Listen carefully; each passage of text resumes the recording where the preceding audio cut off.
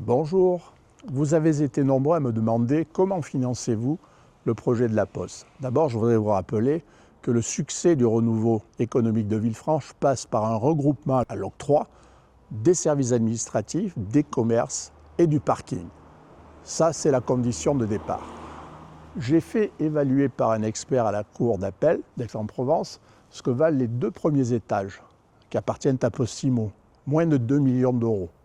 J'ai fait évaluer aussi le coût de la rénovation complète de l'immeuble, sachant que nos services techniques ont toutes les compétences pour refaire les peintures, les sols et un peu l'électricité à l'intérieur de cet immeuble. Et en fait, le seul coût que nous aurons à supporter, c'est la rénovation de cette façade qui, vous en conviendrez, n'est pas très sexy, et l'installation d'un ascenseur pour les personnes à mobilité réduite ou d'un escalier roulant si l'architecte des bâtiments de France n'est pas d'accord sur le projet. Comment est-ce qu'on finance ça? Eh bien, dans quelques temps, il semblerait que le promoteur à qui monsieur le maire actuel a vendu le terrain du gaz doive passer à la signature de l'acte et payer les 9 et quelques millions d'euros convenus dans la promesse de vente signée par le maire de Villefranche.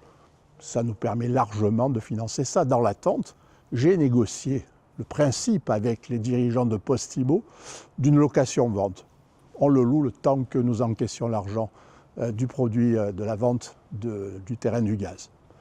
Une affaire simple, pas très compliquée, on ne touche rien, on n'agrandit pas, on ne démolit pas, on rénove. Voilà la solution pour la Poste.